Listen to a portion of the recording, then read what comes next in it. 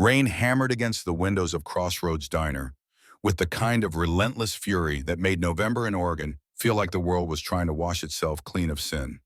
The neon sign above the entrance flickered pink and blue against wet pavement, casting fractured reflections that bent and scattered with each gust of wind. Inside, fluorescent lights hummed over cracked leather booths that had seen better decades, and the jukebox in the corner played Patsy Cline to an audience of three customers who weren't really listening. Emily Carter moved between tables with the practiced efficiency of someone who had spent too many hours perfecting the art of being invisible. 28 years old with dark hair pulled back in a ponytail that was coming loose, wearing a stained apron over jeans and a t-shirt that advertised a long-defunct seafood restaurant, she looked like exactly what she was, a woman working double shifts to keep her head barely above water. Her feet ached in worn sneakers. Her hands were raw from washing dishes when the night cook called in sick, which was most nights. The forced smile she maintained for customers had become a muscle memory, so ingrained she sometimes caught herself smiling at nothing while lying awake at 3 in the morning, calculating debt that never stopped accumulating. The diner sat on Route 7 just outside Riverside proper, a mill town of 12,000 souls that had watched its economic foundation crumble when the lumber industry collapsed. What remained was a main street with half its storefronts empty, a population that skewed elderly or desperate, and the kind of quiet desperation that settled over communities that knew their best days were archived in faded photographs at the local historical society. Crossroads.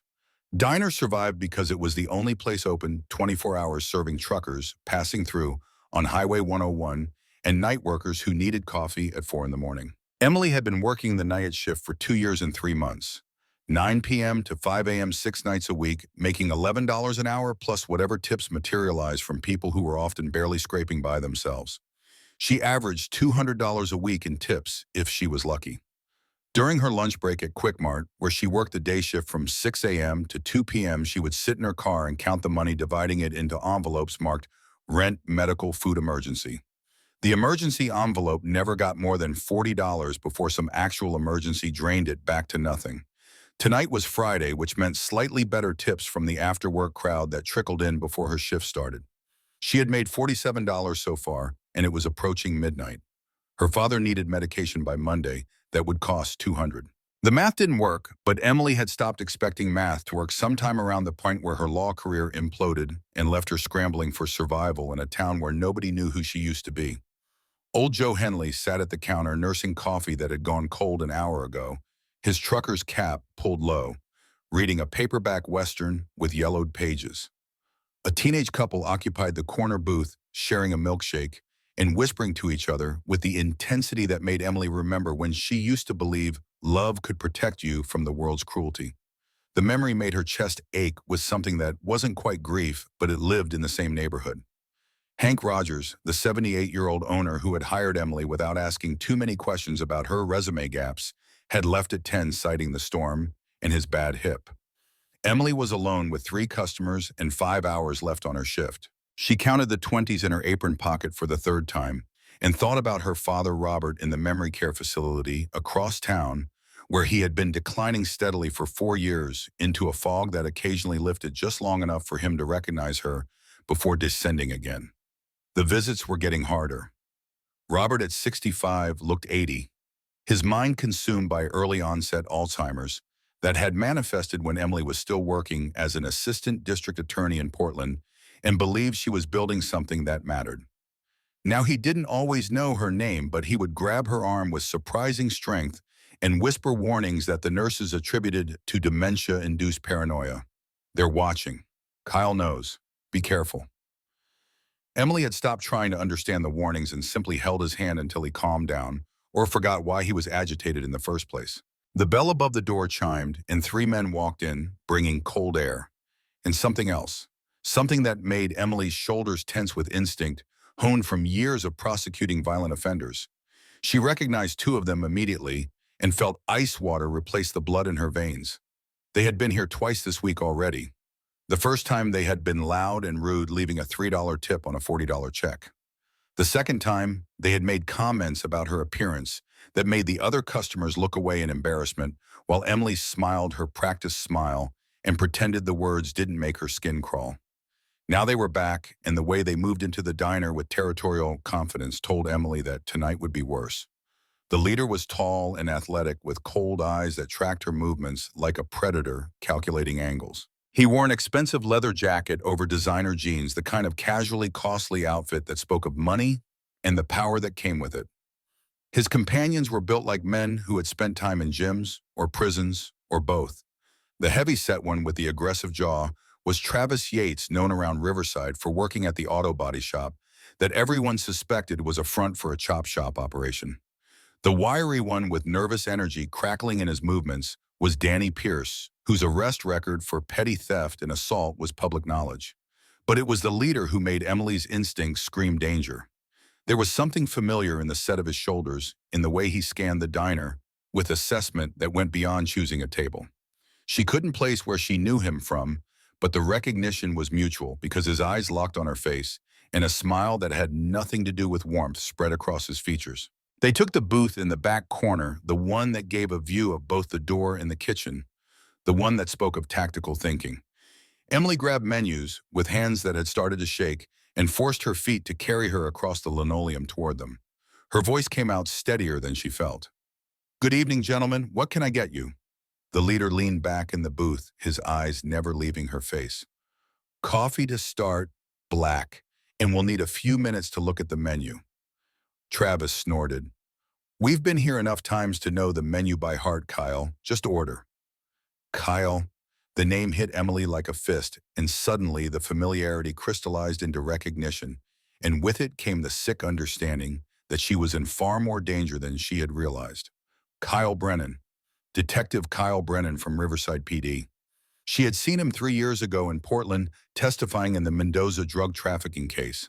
He had been a supposed expert witness on trafficking patterns, and Emily had cross-examined him, noting discrepancies in his testimony that she had planned to pursue before her career had exploded and scattered her life into pieces she was still trying to reassemble. Emily's pen trembled against her order pad. "I'll give you a few minutes." Kyle's hand shot out and caught her wrist, not hard enough to bruise, but with enough pressure to communicate power. "I think you misunderstood me. I want coffee now. You can manage that, can't you?" Joe Henley looked up from his book, but didn't move. The teenage couple had gone very still in their booth. Emily pulled her wrist free with more force than necessary and stepped back. "Of course. 3 coffees coming right up." She walked to the counter, feeling their eyes on her back, feeling the weight of whatever was coming, settling over her shoulders like a coat made of lead. Her hands shook as she poured coffee into 3 mugs, and the liquid sloshed onto the counter. She wiped it up with mechanical precision and carried the tray back to their booth. Travis knocked over his mug as she was setting it down, sending hot coffee cascading across the table and onto the floor. "Oops, clumsy me. Better clean that up." Danny laughed high and sharp. "Yeah, I wouldn't want anyone slipping in on your mess." Emily grabbed a towel from her apron and knelt to clean the spill. As she bent down, Travis leaned over the table. "Nice view from up here. Hey, Danny, get a picture of this." Danny pulled out his phone and Emily heard the camera click. She stood abruptly, her face burning, her hands clenched around the coffee-soaked towel. "Gentlemen, I'm asking you politely to show some respect." Kyle's voice was soft, almost conversational. "Respect, that's an interesting word coming from you. Tell me something, Emily. Do you think you showed respect to the justice system when you tampered with evidence?" The world tilted. Emily's mouth went dry. Kyle knew exactly who she was, and this wasn't random harassment. This was targeted and planned, and so much worse than she had imagined. "I don't know what you're talking about." Kyle smiled wider. "Sure you do. Emily Carter, former assistant district attorney, Multnomah County, specialized in organized crime prosecution. You had quite the career until you got caught tampering with evidence in the Mendoza case. How the mighty have fallen. From courtroom to serving coffee in a roadside diner. Poetic justice, wouldn't you say?" Travis and Danny were grinning, now emboldened by their leader's obvious control of the situation. Joe Henley stood up from the counter, his weathered face set in lines of concern. "Leave her alone. She's just trying to work." Kyle turned his attention to Joe with the kind of dismissive authority that made Emily's stomach clench. He reached into his jacket and pulled out a badge, flashing it with casual menace. Detective Kyle Brennan, Riverside PD. This is police business, old man. I suggest you sit down and mind your own affairs. Joe hesitated, looked at Emily with apology in his eyes, and sat back down. The teenage couple slipped out the back door without finishing their milkshake or paying their check. Emily stood alone in the middle of the diner with three men who had transformed from harassers into something exponentially more dangerous. Kyle stood towering over Emily, despite her being 5'7". Let's have a conversation about old times, about Portland, about Victor Mendoza, about what really happened to that evidence. Emily's voice came out smaller than she wanted. I didn't tamper with evidence. I was cleared of criminal charges. Kyle's laugh was ugly. Cleared of charges, but not of guilt. Everyone knows you destroyed that case. Mendoza walked free because of you. And now here you are serving coffee and hiding in this nowhere town pretending to be someone else. The words struck with precision that spoke of deliberate cruelty.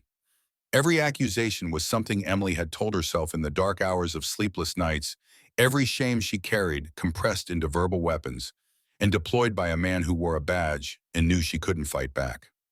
I'd like you to leave. Travis stood blocking her path to the kitchen. Danny moved to cover the front door. Kyle remained planted directly in front of Emily, close enough that she could smell his cologne and the underlying scent of something predatory. We're paying customers. We have a right to be here, unless you want to call the police. He gestured to himself.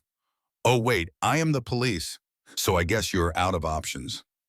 Emily's breath came shallow and fast. Her mind, trained in courtroom strategy and legal maneuvering, raced through possibilities that all led to the same conclusion: she was alone, outmatched, and completely vulnerable. Kyle was law enforcement. Travis and Danny were known criminals comfortable with violence. The diner was isolated on a highway outside town limits, and she was a disgraced former prosecutor whose word meant nothing against a decorated detective. Kyle grabbed her arm, his fingers digging into her bicep with force that would leave marks. Sit down. We're going to have a nice long chat about what you know and what you remember. Emily jerked backward, trying to free herself. The tray she had been holding clattered to the floor. Ceramic mugs shattered across linoleum, sending shards of white pottery scattering in every direction. The sound of breaking dishes cut through the diner like a gunshot, and in the sudden silence that followed, Emily heard the distinct rumble of motorcycle engines approaching through the rain.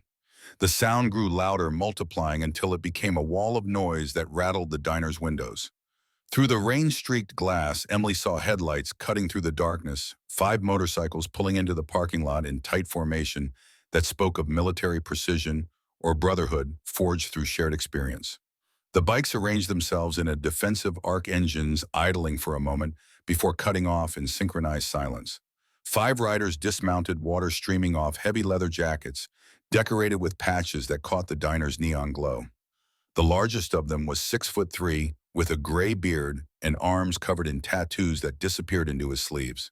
His leather vest proclaimed Iron Riders MC, Riverside Chapter, President. The way he moved toward the diner entrance communicated authority that didn't need volume or threats, just the absolute certainty of a man who had survived things that would break lesser people. Kyle released Emily's arm and stepped back, his expression shifting from predator to something more cautious. Travis and Danny exchanged glances that said they were reconsidering their position. The bell above the door chimed, and the 5 riders entered, bringing with them the smell of rain and leather and something else Emily couldn't name but recognized as safety. The leader's eyes swept the diner in a single comprehensive glance that took in Emily on the floor surrounded by broken dishes, the 3 men standing over her in aggressive postures, and Joe Henley frozen at the counter with his phone in hand. His voice when he spoke was quiet but carried the kind of weight that made silence mandatory. Gentlemen, I think the lady asked you to leave her alone. Kyle recovered his composure and flashed his badge with the kind of authority men like him wielded like weapons. This is police business. I suggest you and your friends clear out before I arrest you for interfering with an investigation. The biker studied the badge without visible concern, then shifted his attention to Emily.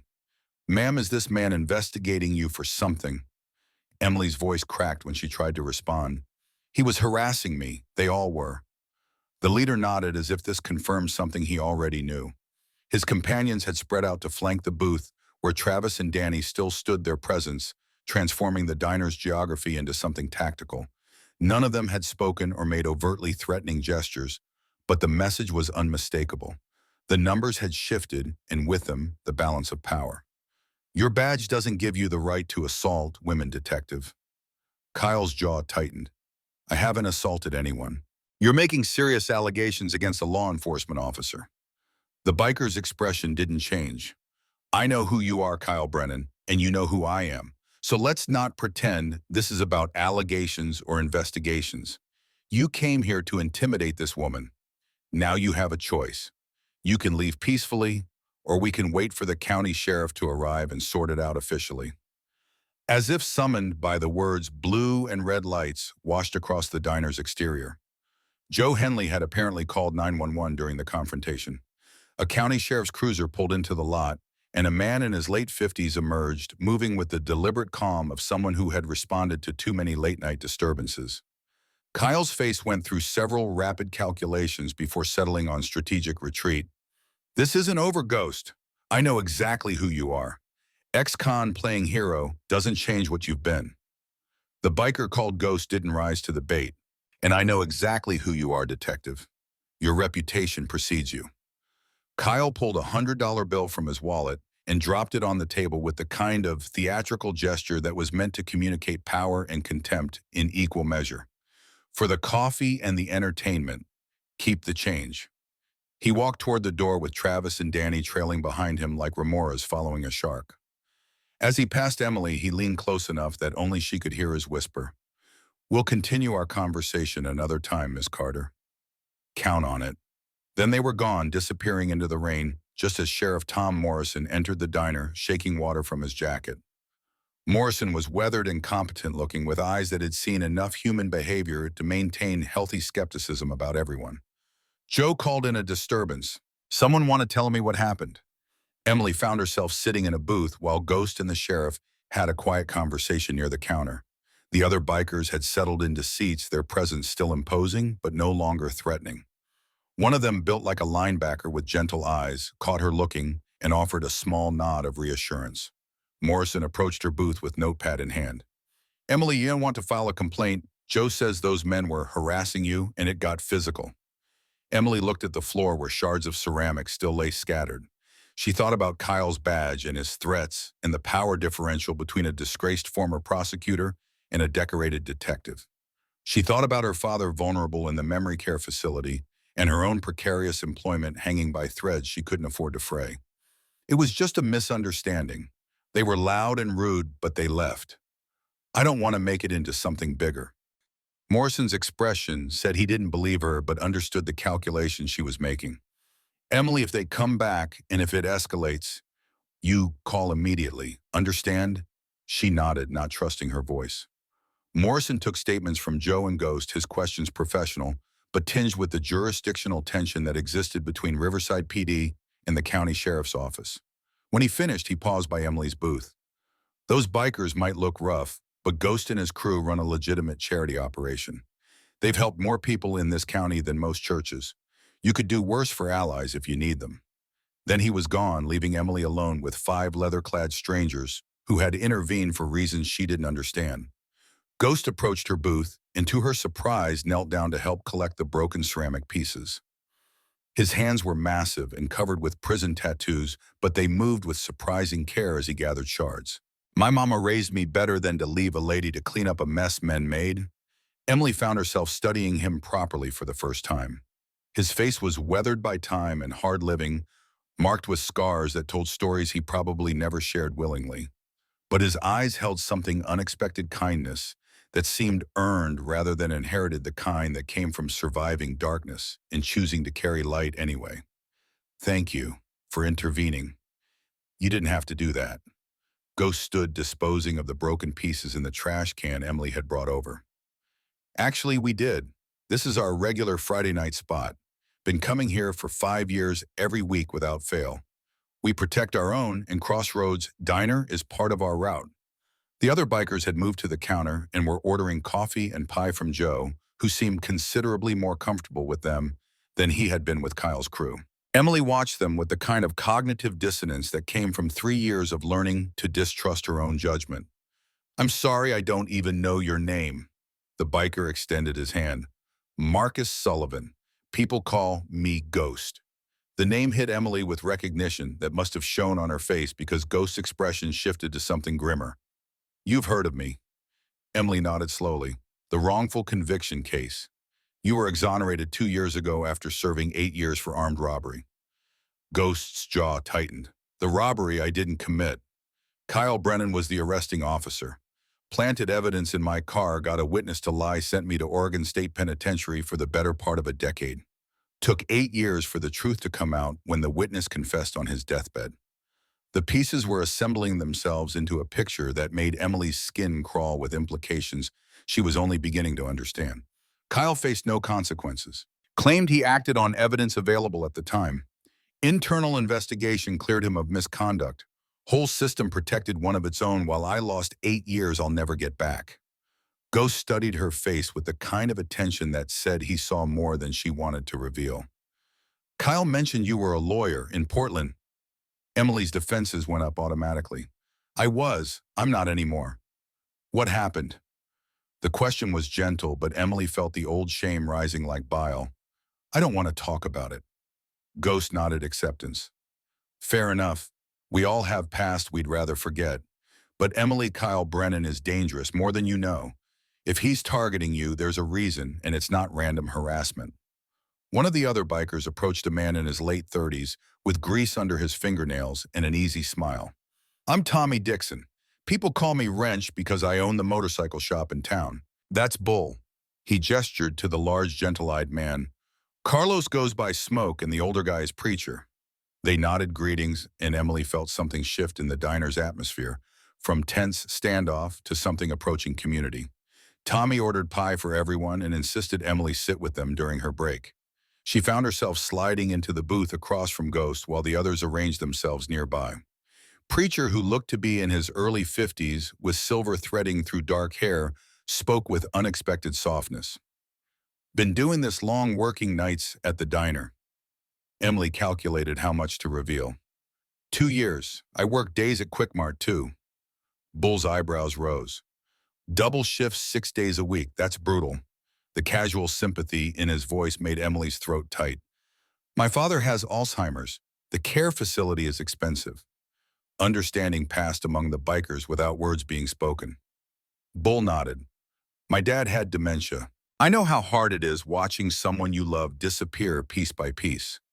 The conversation flowed around Emily as she served coffee and pie, the bikers treating her with a respect that felt genuine rather than performed. They talked about the community service programs Iron Riders MC ran, about the Toys for Tots drive.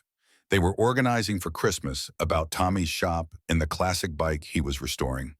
They were nothing like the stereotype Emily had carried in her head about motorcycle clubs. Nothing like the criminals she had prosecuted who wore violence like a second skin.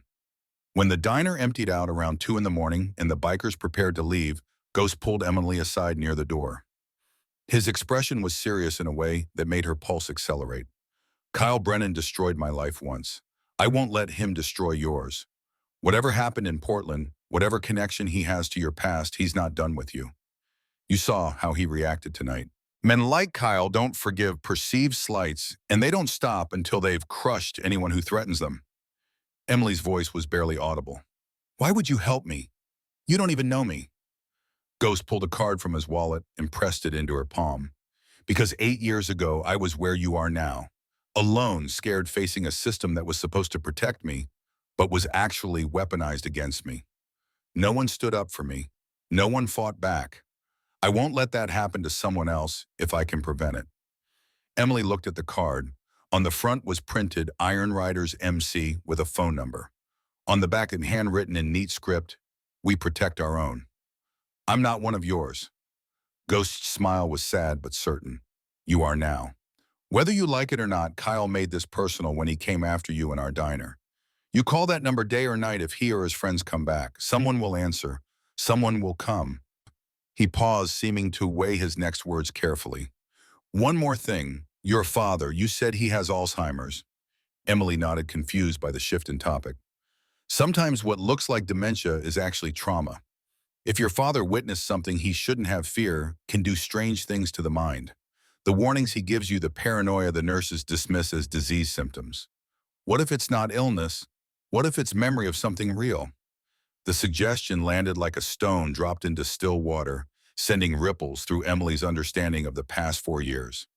She thought about her father's cryptic warnings, the way he grabbed her arm and whispered about Kyle knowing about being watched. She had always assumed the Alzheimer's was creating false narratives from scattered neurological misfires.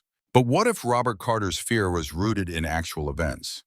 What if the fog consuming his mind was partly trauma response to something he had witnessed and couldn't articulate? Ghost was watching her process this new possibility. Just something to consider. Memory care facilities often dismiss patients' statements as confusion when sometimes those statements contain pieces of truth buried in the wreckage. The bikers left in a thunder of engines riding out into the rain in formation that spoke of brotherhood and shared purpose. Emily stood at the diner window watching their taillights disappear and felt the weight of the card in her apron pocket like a talisman against darkness she was only beginning to understand. She cleaned the diner mechanically, her mind elsewhere. Kyle Brennan was Riverside PD. He had power authority connections. He knew about her scandal, knew about the Mendoza case, knew she was vulnerable and isolated. And Ghost had been right about one thing: Kyle's appearance tonight wasn't coincidence or random harassment.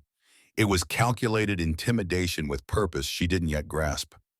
Emily pulled out her phone during her break and did something she hadn't done in 3 years. She opened the browser and searched for information she had spent endless hours trying to forget.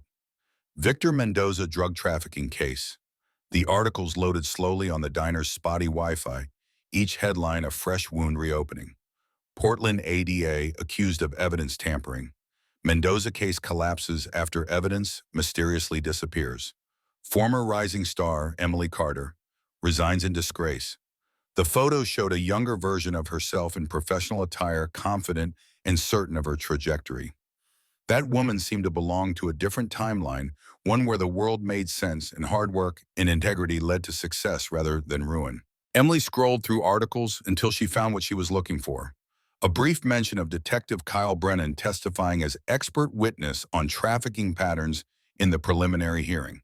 She remembered cross-examining him, remembered noting discrepancies in his timeline and methodology. She had made notes to follow up to investigate his background and credentials more thoroughly. Then the evidence had vanished from the secured lockup, and her career had imploded before she could pursue any threads that might have unraveled. What if Kyle's testimony had been deliberately problematic? What if she had been getting too close to something he needed hidden? The thought sent ice through her veins because it transformed her from victim of bad luck or her own incompetence into target of deliberate destruction. It meant the past 3 years of shame and self-recrimination might be based on lies she had accepted as truth. Emily searched for more recent information. Detective Kyle Brennan, Riverside PD.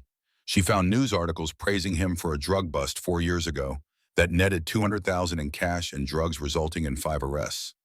She found his photo receiving commendations from the mayor. She found everything that painted him as decorated officer, serving his community with distinction. Then she found the obituary. Thomas Garrett, age 42, construction worker, died 2 years ago in the Riverside River. Ruled accidental drowning despite having alcohol in his system. But there was a quote from his sister: "Tommy didn't drink." This wasn't an accident. The investigation had been closed quickly, the death attributed to tragic accident, and Thomas Garrett had been buried and forgotten. Emily pulled up the drug bust article again and cross-referenced the arrest list. Thomas Garrett had been one of the 5 arrests. He had been scheduled to testify in the case against his co-defendants. He had died 2 months before the trial was set to begin. Without his testimony, the case had weakened considerably. 2 of the defendants had walked on reduced charges. The pattern was forming like a photograph developing in chemical solution, revealing an image that had always been there, but required the right exposure to become visible. Kyle Brennan appeared in the center of multiple cases where evidence disappeared, or witnesses died, or prosecutors got destroyed. He operated with the protection of his badge and the assumption that no one would look too closely at the decorated detective. But Emily had been trained to look closely. That skill had been burned into her through law school and sharpened during her time as a prosecutor. And now she understood what Ghost had been trying to tell her: Kyle wasn't done with her because she posed a threat he couldn't eliminate through conventional destruction. She knew too much or suspected too much or simply existed as a witness to discrepancies he couldn't afford to have examined. Her phone buzzed with a text from an unknown number. Emily's hand shook as she opened the message. "You can't hide forever. I'm coming for what's mine. Sleep well, Emily." The number wasn't saved in her contacts, but she knew with sick certainty who had sent it. Kyle Brennan was escalating from harassment to outright threats, and she had no recourse because what could she report? That a police detective had sent her a vaguely threatening text, that he had come to her place of employment and left after being asked, that she suspected him of corruption based on her own pattern recognition and the testimony of a man he had wrongfully imprisoned. Emily locked the diner's door at 5 in the morning and climbed the narrow stairs to her studio apartment above the restaurant. The space was small and shabby, but it was hers rent-controlled at $600 a month that still stretched her budget past breaking. She showered quickly, set her alarm for 8 so she could visit her father before her shift at Quickmart, and lay down on the second-hand mattress that served as her bed. Sleep refused to come. Every creak of the building settling made her jump. Every car passing on the highway below sent her pulse racing. She clutched Ghost Card in one hand and her phone in the other, caught between the pride that said she should handle this alone and the pragmatism that whispered she was in over her head. At 7:30, she gave up on sleep and drove to Riverside Memory Care, a squat brick building on the edge of town that smelled perpetually of industrial cleaner and something sadder. Robert Carter sat in his room, staring out the window at a view of the parking lot. He was 65 but looked ancient, his mind consumed by disease that had manifested 4 years ago with frightening speed. Emily sat beside him and took his hand. "Hi, Dad, it's Emily." Robert turned to look at her, and for a moment his eyes held recognition. "Emily, you came." His voice was stronger than usual, his gaze focused in a way that suggested this might be one of his increasingly rare lucid periods. Emily seized the opportunity. "Dad, I need to ask you about something. Do you remember a man named Kyle Brennan?" The change in her father was instantaneous and terrifying. Robert's entire body went rigid, his hand clamping around Emily's wrist with surprising strength. His eyes went wide with fear that was visceral and real. "Kyle Brennan, stay away from him. He's dangerous. He'll hurt you like he hurt." The lucidity was already fading, Robert's sentence trailing off into confusion as the fog rolled back in. But his grip on her wrist remained painfully tight, and his eyes, though clouding over, still held desperate warning. "Dad, like he hurt? Who did Kyle hurt?" Robert's voice dropped to a whisper. "The river, I saw at the river. So much blood. Tommy, they killed Tommy." Emily's breath caught. Tommy. Thomas Garrett. Her father had witnessed something at the river. Something involving Kyle Brennan and Thomas Garrett's death that had been ruled accidental drowning. "What did you see, Dad?" "At the river, tell me what you saw." But Robert was gone, slipping back into the confusion that was his default state. He released her wrist and turned back to the window, humming tunelessly to himself. Emily sat frozen, her mind racing through implications that rewrote her understanding of the past 4 years. Her father had witnessed a murder. Kyle Brennan had been involved. Robert's Alzheimer's symptoms had started shortly after Thomas Garrett's death. What if the cognitive decline was partially trauma-induced? What if the stress of witnessing violence and being unable to report it without endangering himself or his daughter had triggered the breakdown of his mental function? And what if Emily's prosecution of the Mendoza case had put her in Kyle's crosshairs because her father knew too much and Kyle needed leverage to ensure Robert's silence, destroying Emily's career, isolating her in a town where Kyle had authority, keeping her scrambling for survival so she couldn't ask questions or investigate connections? It was elegant in its cruelty and devastatingly effective. Emily kissed her father's forehead and left the facility with new purpose, crystallizing in her chest. She had spent 3 years accepting guilt and shame for a crime she didn't commit. She had internalized the narrative that she was fundamentally flawed, that her career had been destroyed by her own incompetence or moral failure. But what if she had been targeted by a corrupt detective who needed her silenced and discredited? The thought was simultaneously liberating and terrifying. If she was innocent, that meant fighting back was possible. But it also meant Kyle Brennan had successfully framed her once and would have no hesitation doing it again if she posed a threat to whatever operation he was running. Emily drove to Quickmart and worked her shift in a fog, her mind elsewhere. During her lunch break, she sat in her car and pulled out Ghost Card. The phone number stared back at her and offered lifeline she was terrified to grasp, because accepting help meant admitting that she couldn't survive alone, and Emily had built her identity around self-sufficiency in the 3 years since her world collapsed. But survival alone wasn't the same as living, and living required taking risks that survival instinct screamed against. Emily dialed the number before she could talk herself out of it. Ghost answered on the second ring. "This is Marcus." Emily's voice came out smaller than she intended. "It's Emily, from the diner. I think I need help." There was no hesitation in his response. "Tell me what happened." She explained about the text message about visiting her father and his reaction to Kyle's name about Thomas Garrett's death and the connections she was seeing between her destroyed career and her father's witnessed murder. Ghost listened without interrupting, and when she finished, there was a long pause. "Emily, what you're describing is a pattern of corruption spanning years. Kyle Brennan isn't just a dirty cop.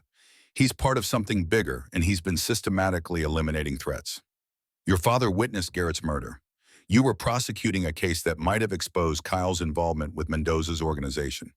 He framed you to destroy your credibility and isolate you. Now you're back on his radar, and he's worried you might start asking questions he can't afford to have answered." The clinical summary of her nightmare made it real in a way Emily's scattered suspicions hadn't. "I don't know what to do. I can't fight a police detective. I have no evidence, no resources, no credibility." Ghost's voice was firm. "You have us. Iron Rider's MC has been helping people fight back against corruption for years. We have resources and people who can investigate. And Emily, you're not powerless. You were a prosecutor. You know how to build cases. You just need to remember who you were before Kyle convinced you that you were nothing." The words struck something deep in Emily's chest, cracking open the armor of shame she had worn for 3 years. She had been a good prosecutor. She had been smart and thorough and passionate about justice. Kyle had taken that from her by making her believe she was fundamentally broken. But what if she wasn't broken? What if she was exactly who she needed to be? To take him down, what do I do next? Ghost's response was immediate. "First, you don't go anywhere alone. Kyle knows where you work and where you live. Second, we meet tomorrow. I'll bring Leo Sanchez, a private investigator who used to be a cop until he left the force over corruption. He's been trying to build a case against Kyle for years. And third, you start documenting everything. Every interaction with Kyle, every threat, every pattern you notice. We're going to build an ironclad case against him." Emily felt something unfamiliar stirring in her chest and realized with shock that it was hope. Not the desperate, wishful thinking that had sustained her through 3 years of grinding survival, but actual hope based on strategy and resources, and the possibility that justice might be achievable even when the system was rigged. "Thank you for believing me, for helping me." Ghost's voice softened. "Thank me when it's over. For now, just stay safe, and Emily, welcome to the family. Iron Riders protect our own." The line went dead, and Emily sat in her car in the Quick Mart parking lot, feeling the weight of the past 3 years beginning to shift. She was still scared, still trapped in a town where a corrupt detective had power and authority, still vulnerable in ways that made every shadow threatening. But she wasn't alone anymore. And maybe, just maybe, she could stop running and start fighting back. Across town, Kyle Brennan sat in his truck watching Emily's car through binoculars. He had followed her from the memory care facility to Quick Mart, tracking her movements with the ease of someone who had done this before. His phone buzzed with an incoming call from a number he recognized. "We have a problem. Emily Carter is asking questions about Garrett, and Ghost is involved now." The voice on the other end was cold and calculating. "Handle it, quietly. By Monday, she needs to be neutralized, either scared into silence or arrested on charges that will stick. I don't care which." Kyle's smile was predatory. "I'll take care of it. Trust me, by Monday, Emily Carter will wish she had stayed invisible." He disconnected and pulled up the contact information for Travis Yates. Plans were already forming, elegant in their simplicity. Emily had a studio apartment with locks that were easy to pick. She had no security system, no witnesses, no protection beyond 5 bikers who couldn't watch her every minute. And Kyle had resources, authority, and 3 years of practice making problems disappear. By Monday, Emily Carter would be facing drug possession charges. Her credibility would be destroyed permanently. Her father would lose his only caregiver and end up in state facility. And the questions she was beginning to ask would be buried under the weight of criminal charges she would spend years fighting. Kyle started his truck and drove away from Quickmart, already mentally drafting the warrant application for Emily's apartment. Anonymous tip from concerned citizen about suspicious drug activity. Search would turn up exactly what he needed it to find because he would plan it himself. Clean, simple, untraceable. The rain had stopped, but the streets were still wet, reflecting neon and street lights and fractured patterns that made the town look almost beautiful. Kyle drove through Riverside thinking about power and how it flowed through systems that protected men like him while crushing women like Emily, who dared to think they could challenge the order of things. She had been a threat 3 years ago when she was asking questions about his testimony in the Mendoza case. She had been neutralized through careful manipulation of evidence and strategic destruction of her reputation. Now she was threatening to become a problem again, and Kyle couldn't allow that. Too much was riding on maintaining his position. Too many operations depended on his ability to operate without scrutiny. Emily Carter had survived the first attempt to destroy her. She wouldn't survive the second. Kyle would make sure of that. Saturday morning arrived with wan sunlight that felt apologetic after the previous night's storm. Emily had managed 3 hours of fitful sleep before her alarm dragged her back to consciousness at 8. Her body ached from the double shift and the adrenaline crash that had followed Ghost's phone call. She dressed in jeans and a sweater that had been washed so many times the fabric felt like paper, then drove to Riverside Memory Care with coffee from a gas station that tasted like burnt plastic. The facility's fluorescent lights hummed their perpetual dirge as Emily signed in at the front desk. Nurse Patricia, a woman in her 50s with kind eyes and efficient movements, looked up from her paperwork with an expression that Emily had learned to read as concerning. Your father had a difficult night. Agitation, confusion. We had to give him a mild sedative around 3 a.m. Emily's stomach dropped. Robert's bad nights usually meant several days of deeper fog before he surfaced again into something approaching awareness. Can I see him? Patricia nodded. He's calmer now, room 14. Robert sat in his usual chair by the window, staring at nothing with the particular vacancy that Alzheimer's carved into faces. But when Emily entered, something shifted in his expression. He turned toward her, and his eyes held a clarity that made her breath catch with hope. Emily. His voice was stronger than it had been in weeks. You came back. She pulled a chair close and took his hand. I'm always here, Dad, every day. Robert's fingers trembled in hers, but his grip was firm. You asked about Kyle Brennan yesterday, I remember. The fog cleared for a moment, and I remember.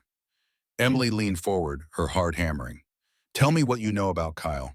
Please, Dad, it's important. Robert's eyes went distant, but not with confusion this time. With memory that was surfacing after years of being buried beneath disease and fear. 4 years ago, I was consulting for Riverside Development Corporation. Financial review of their accounts. There were discrepancies, money moving through shell companies, large deposits that didn't match their legitimate business. His breathing quickened and Emily squeezed his hand. It's okay. Take your time. I flagged it, asked questions. Then I saw them. At the river, late one night. I couldn't sleep and I went for a walk. Thomas Garrett was there with 2 other men. They were arguing about money, about testifying. Kyle Brennan was there in plain clothes. He told Tommy to keep his mouth shut or there would be consequences. Robert's voice dropped to barely above a whisper. Tommy said he wouldn't lie for them. He had kids. He needed to do the right thing. Kyle nodded to the other men and they grabbed Tommy, held him. Kyle pushed his head under the water and held him there while Tommy fought and struggled and then stopped moving. Tears streamed down Robert's weathered face. I saw it all. I was hidden behind trees, but I saw everything. Kyle looked right at where I was hiding. I thought he'd seen me. I ran.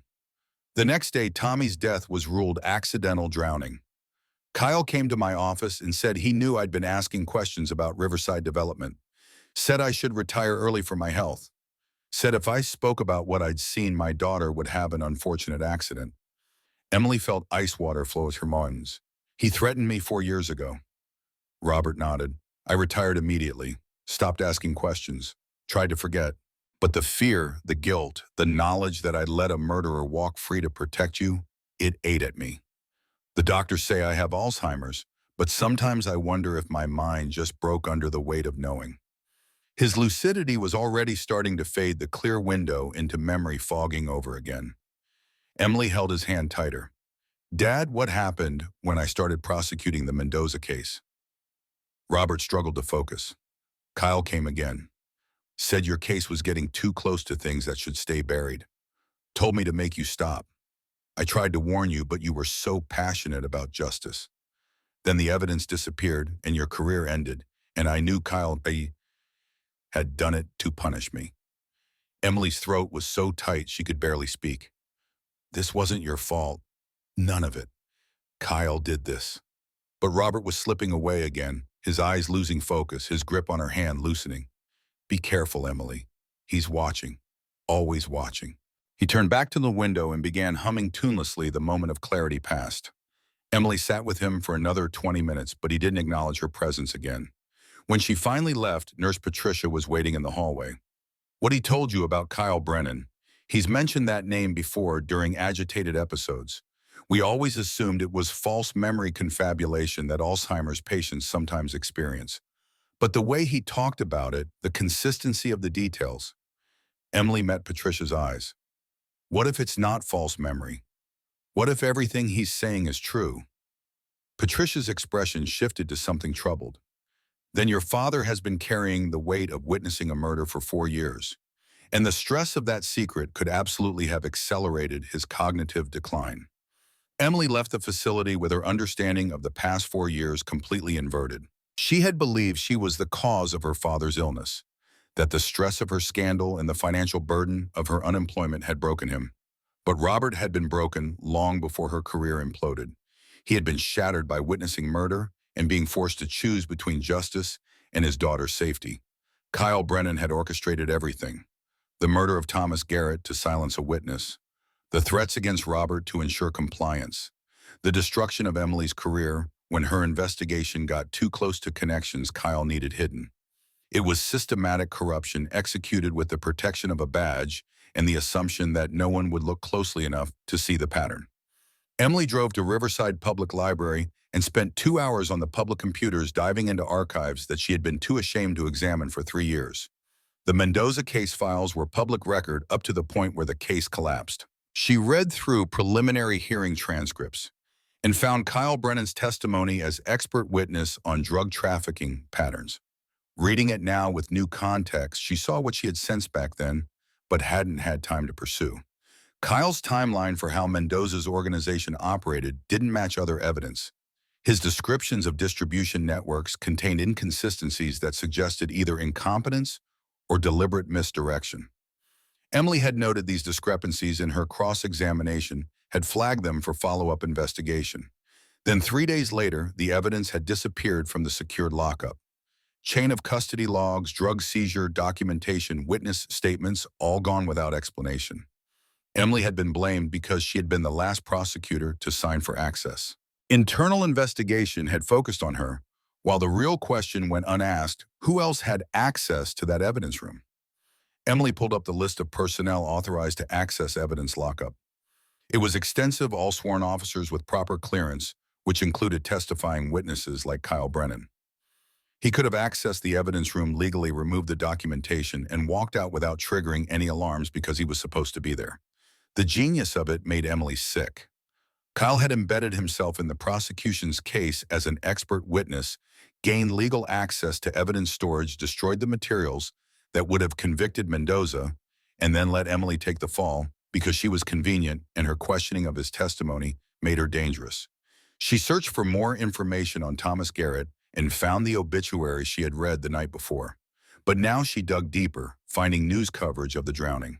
The article mentioned that Garrett had been one of 5 arrests in a drug bust led by Detective Kyle Brennan. 4 of those arrested had been convicted on reduced charges after Garrett died and could no longer testify. The 5th arrest had been Victor Mendoza's cousin, who had walked free when that case also fell apart. Emily pulled up property records for Riverside Development Corporation, the company Robert had been consulting for when he discovered financial irregularities. The corporation had been dissolved 3 years ago, its assets transferred to a shell company registered in Delaware. She traced the ownership through layers of corporate obfuscation, until she hit a wall that would require subpoena power to penetrate further. But even what she could see told a story. Riverside Development had purchased properties throughout the county at below-market prices, held them briefly, then sold them at significant profit to buyers whose names disappeared into more shell companies. It had all the hallmarks of money laundering dirty cash from drug operations being cleaned through legitimate real estate transactions. Emily's phone vibrated with a text from Marcus. "Can you meet this afternoon 2 p.m. at Riverside Choppers? Have someone you should talk to." She responded with a simple yes and continued her research. By the time she closed the library computer, we had assembled a timeline that connected Kyle Brennan to 3 separate instances of evidence tampering, 2 suspicious deaths, and a pattern of corruption spanning at least a decade. Riverside Choppers sat on the edge of town in a converted warehouse, its exterior painted with a mural of motorcycles and open road. The sign proclaimed Tommy Wrench Dixon, the proprietor, and through the large bay doors, Emily could see gleaming motorcycles in various states of repair. The space was surprisingly clean and professional, nothing like the grimy chop shops she had prosecuted back when she still believed the legal system worked. Marcus met her at the entrance with a man Emily didn't recognize. He was late 40s Latino with watchful eyes that suggested law enforcement training. "Emily, this is Leo Sanchez, former Riverside PD, now works as private investigator." "Leo, Emily Carter." Leo's handwriting was firm. "I've been investigating Kyle Brennan for 8 years. Let's talk." They moved to a small office at the back of the shop where Tommy worked on a vintage Harley, the sound of his tools providing white noise privacy. Marcus closed the door and gestured for Emily to sit. Leo pulled out a tablet and swiped through files with practiced efficiency. "I joined Riverside PD 12 years ago. Idealistic thought I could make a difference. Took me 3 years to realize the department was rotten from the inside. Kyle Brennan was at the center of it. Evidence that disappeared, witnesses who recanted or died, cases that fell apart right before trial. I started documenting patterns." He showed Emily a spreadsheet that made her breath catch. 37 cases over 10 years where Kyle had been involved and evidence had been compromised. 15 suspicious deaths ruled accidental or suicide. Financial connections between Kyle and shell companies linked to known criminal organizations. "I brought this to the chief. He buried it. Told me I was seeing conspiracies where there was only human error and tragic coincidence. When I pushed harder, I got transferred to traffic duty. 6 months later, I was forced out on trumped-up charges of excessive force. Kyle made sure I could never work law enforcement again." Emily studied the spreadsheet with prosecutor's eyes, seeing the pattern that Leo had meticulously documented. "This is solid work. Why hasn't anyone acted on it?" Leo's smile was bitter. "Because Kyle has protection. He makes money for powerful people. He keeps operations running smoothly, and he's very good at destroying anyone who gets too close." Marcus added, "Emily, what happened to you in Portland wasn't random. Kyle targeted you specifically because your Mendoza prosecution was threatening to expose his connection to that organization. The evidence tampering wasn't about freeing Mendoza. It was about protecting Kyle." The realization settled over Emily like a heavy coat. "I was never the target. I was collateral damage." Leo nodded. "Your father witnessed Thomas Garrett's murder. Kyle needed leverage to keep him quiet. When you started prosecuting Mendoza, you became that leverage. Kyle destroyed your career to send a message to Robert. This is what happens when you don't comply. And it worked. Your father stayed silent even as his mind deteriorated." Emily felt rage building in her chest, hot and clean and focused. For 3 years, she had carried shame that was never hers to bear. She had believed herself guilty of incompetence or worse. But she had been innocent, targeted by a corrupt detective who wielded the legal system as a weapon against anyone who threatened his operation. Marcus's voice was gentle. "I know what you're feeling. I spent 8 years in prison for a crime I didn't commit, convinced that somehow I had failed to prove my innocence. Then I was exonerated, and the anger nearly destroyed me. You have to channel that rage into something productive." Emily looked between Marcus and Leo, seeing in their faces the same victimization she had experienced, the same systematic destruction by a man who should have been protecting the public but instead preyed upon it. "How do we take him down?" Leo's smile was predatory. "Carefully, methodically, with ironclad evidence that can't be dismissed or buried. We need to prove Kyle's corruption comprehensively enough that even his protectors can't save him. They spent the next 2 hours strategizing. Leo would investigate Kyle's financial connections, tracing shell company ownership and bank records. Marcus would provide protection for Emily and her father, ensuring Kyle couldn't retaliate physically. Emily would use her legal training to identify the strongest cases to build the clearest patterns to expose. It felt like purpose after years of simply surviving. Emily drove to her evening shift at Crossroads Diner with something approaching hope warming her chest. She had allies now, resources, a plan that might actually work. The hope lasted until she arrived at the diner and found Hank waiting with an expression that made her stomach drop. Emily, Detective Brennan came by this afternoon. Asked questions about you, your schedule, where you live, whether I'd noticed anything suspicious. Emily's hands clenched. What did you tell him? Hank's weathered face showed concern. Nothing. Told him it wasn't his business. But Emily, be careful. That man is dangerous, and he's clearly got you in his sights. The shift passed in tense anticipation of trouble that didn't come. The diner was quiet, just a few truckers and late-night workers seeking coffee and comfort food. Emily moved through her routine automatically while her mind worked through scenarios and contingencies.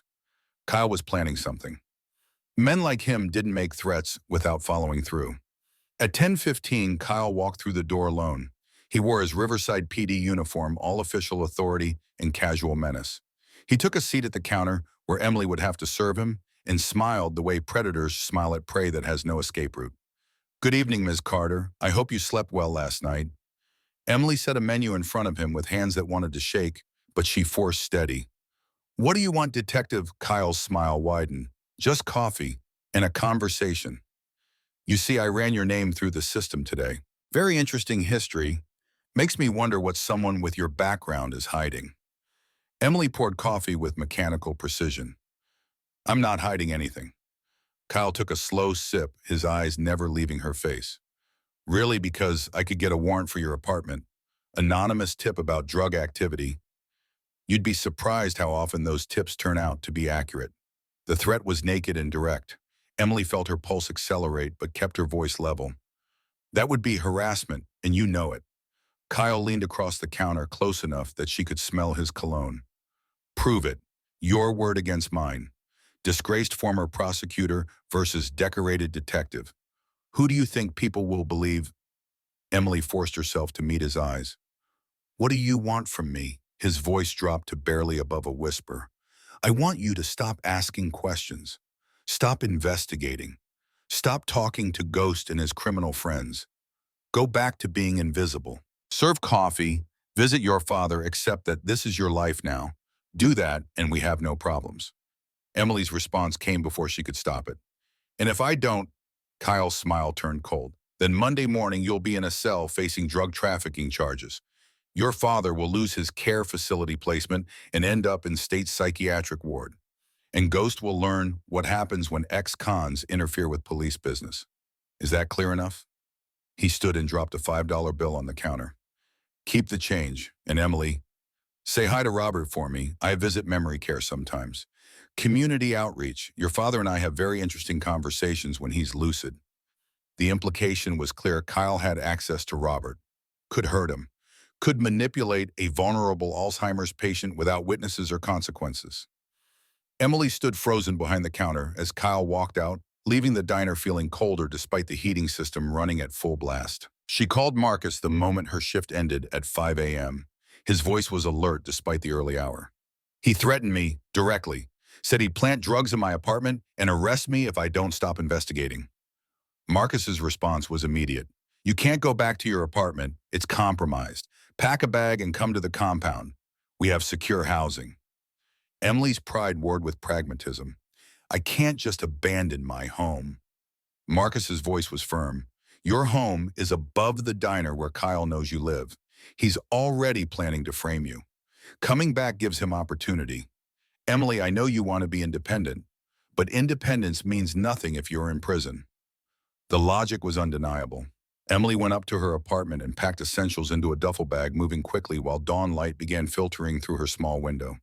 She looked around the studio that had been her refuge for 2 years and felt the loss of even this shabby security.